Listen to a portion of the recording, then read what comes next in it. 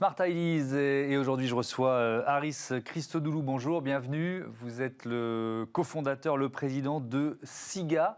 Quand avez-vous lancé cette application et pourquoi surtout? Bonjour. Alors cette application, elle a été lancée en réalité très récemment, cette année en mai, sortie du confinement du premier, et nous avons déjà 100 000 téléchargements.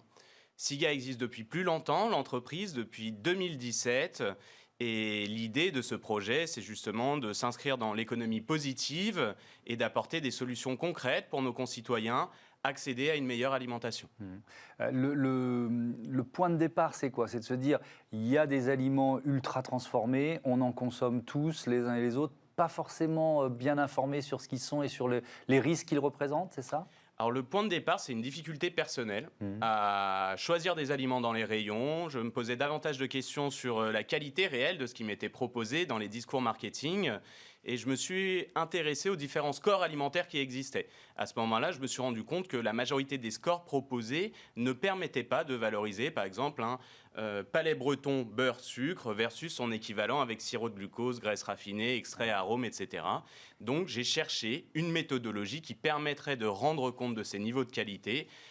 Quand je l'ai identifié au Brésil, je suis rentré en France et travaillé avec des scientifiques pour améliorer cette méthodologie et pouvoir présenter cette information aux consommateurs, Mais effectivement. déjà, le point de départ, la nocivité, je mets des guillemets, faut-il en mettre d'ailleurs, des aliments ultra transformés, elle est démontrée?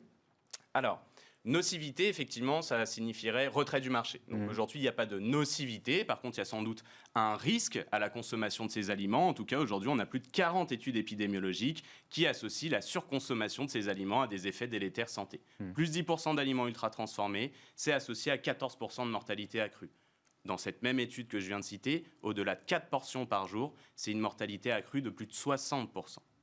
D'où l'importance de pouvoir identifier ces aliments ultra transformés. C'est quoi les marqueurs de l'ultra transformation? Alors les marqueurs d'ultra transformation, c'est ce qu'on a publié scientifiquement et qui permet de définir les aliments ultra transformés. On retrouve des marqueurs d'ultra transformation dans les aliments ultra transformés. Ces marqueurs, c'est des ingrédients, substances, qui sont obtenus par des procédés qui ne sont pas mécaniques ou thermiques simples. C'est assez drastique, ça relève peut-être un peu plus de la chimie, avec de l'hydrolyse, de l'extraction au solvant chimique. Donc c'est la majorité des additifs, pas tous, et bien des ingrédients qui aujourd'hui ne sont pas catégorisés additifs. Ça veut dire qu'aujourd'hui, sur une étiquette, on ne voit pas forcément ce caractère ultra transformé de l'aliment? Alors il y a des indices sur l'étiquette. Une bonne clé d'entrée pour les consommateurs, nos concitoyens, est sans doute d'observer les ingrédients et de se poser la question, est-ce que c'est des ingrédients qu'ils ont déjà rencontrés dans leur placard? Personne ne cuisine avec de l'amidon, de la dextrose, des sucres hydrolysés chez soi. Donc c'est un premier indice. Effectivement, on n'a pas de mention ultra transformée, mais à la lecture de la liste d'ingrédients, on peut déduire si ce produit est ultra transformé ou non. Alors, dans vos avis, comment vous fonctionnez? Est-ce que vous tenez compte de l'âge, du poids de la personne qui utilise l'application, par exemple? Non, il n'y a pas de personnalisation. Aujourd'hui, on est centré sur l'aliment. Quelle est la qualité de cet aliment par rapport à ses produits concurrents, peut-être? Il n'y a pas d'adaptation qui est faite pour le grand public. Ce que l'on sait, ce que l'on souhaite encourager, c'est l'adoption d'un régime préventif pour la santé, durable pour l'environnement, que l'on définit de la manière suivante.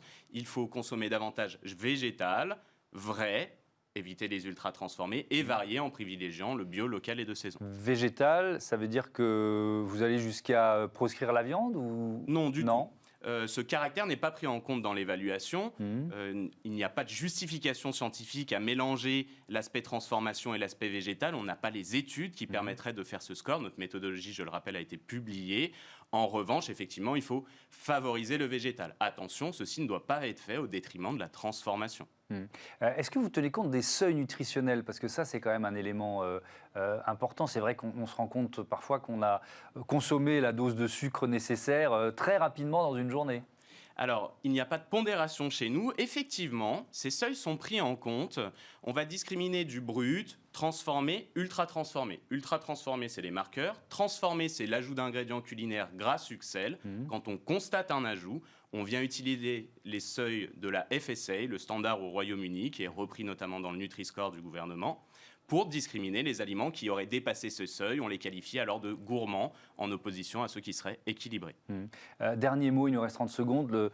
C'est un Nutri-Score. Il y a un Nutri-Score officiel qui a été obtenu de haute lutte par les associations de consommateurs. Il vous semble intéressant malgré tout ? Alors malheureusement, je crois que le logiciel qui est utilisé est un petit peu dépassé. C'est-à-dire qu'aujourd'hui, on se rend compte que bien des résultats renvoyés par ce score vont être incohérents. C'est-à-dire qu'il y a bien des aliments qui sont présentés favorables nutritionnellement par ce score qui sont en fait ultra transformés, puisque ce score ne regarde pas les process qui sont appliqués à l'aliment, il s'arrête aux valeurs nutritionnelles. Et de l'autre côté, on a bien des aliments qui vont être présentés défavorables. On va mettre aussi défavorable un beurre que ce fameux biscuit que je vous avais décrit. D'accord. Donc il faut aller plus loin que cet indice aujourd'hui. Et d'où l'importance de votre application SIGA. Merci beaucoup, merci Harris. Et puis je suis en train de me tromper sur votre nom parce que je ne l'ai pas bien noté là. Christodoulou. J'avais noté Christopoulos, vous voyez. Christodoulou. C'est grec aussi. Vraisemblablement, oui. Excusez-moi, merci beaucoup. Je vous en prie. Bon vent à votre appli. Allez, c'est la fin de cette émission. Je vous donne rendez-vous demain, 9h, midi, 20h30 sur Bismart. Salut.